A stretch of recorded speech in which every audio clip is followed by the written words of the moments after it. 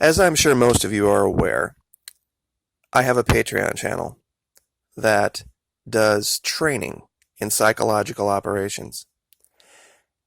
It's rare that I have a headline in the mainstream media come across that very clearly shows a technique that we've been training on recently. It's called the availability heuristic, and we're going to cover it more in depth today at Top Secret Tuesdays, but I'm going to also use it here to show you what you can get from being a patron of the Florida Maquis. Now, a lot of you, and also later, by the way, before we go there, we are going to do an update on the 2031 Pan American conflict scenario. There have been some major changes as per the direction of folks contributing to the channel, so I think you're going to be very interested to see that. So hang on through the video, and we will be there in just a few minutes. Now, very recently, we have seen this announcement that has sent a lot of people over the edge, and it has caused a great deal of emotional reaction and consternation and finger waving and people saying, see, this is why Florida is a horrible place to be, and you're going to be completely disarmed almost next day, and blah, blah, blah, blah, blah, blah, blah. All right. This is something we train on called the availability heuristic. What this is people taking a limited, tiny amount of information, and because it's either coming from a mainstream media source, it means something to them emotionally, or they just see a lot of people talking about it. They take that information and so much more give it credence than they should. They give it so much weight in their decision-making process that it skews reality. Now I'm going to show you with basic math why what has been done here is literally no effect whatsoever.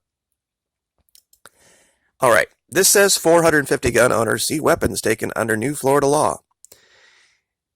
All right, that law took effect 9 March, roughly about 140 days ago. Comes out to about 3 guns a day if there were 1 gun per owner. As of right now, they've only, and it says this, seized about 200 grand total.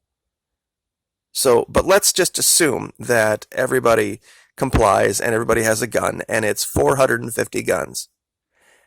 And let's just assume 3 to 4 a day. Let's assume 4 a day, just to err on the side of a higher number.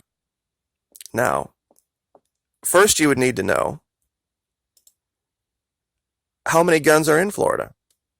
Well, this is www.huntingmark, all small, all one word, .com/gun-ownership-stats. And you can hover over, and you can find how many guns are in a particular state and per capita in the population. In Florida, there's a population of 20.9 million people. Number of guns, 343,288. I'll try to zoom in on this for you.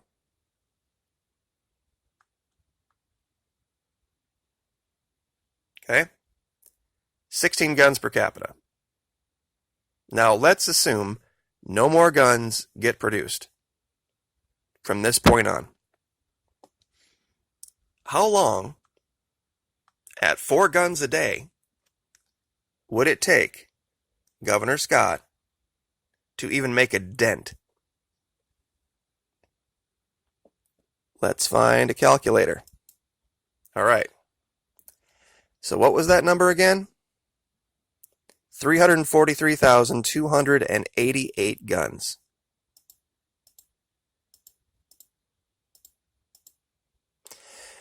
Now let's divide that by 4 guns per day.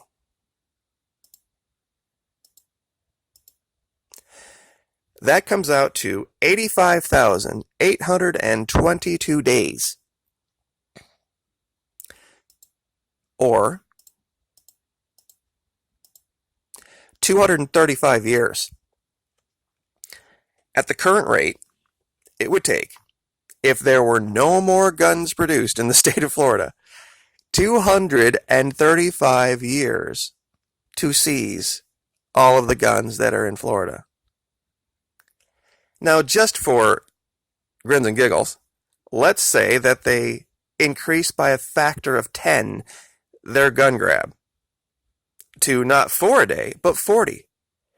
That still takes almost a quarter of a century, assuming no more guns are produced in the state. Do you see the availability heuristic now? Now ask yourself this question. Do you think more than 4 guns are produced in the state of Florida every day? Shake your head up and down. Yeah. So they're not even seizing weapons at a rate that keeps up with the production of guns in the state of Florida. So it makes the libs feel good, but really does nothing.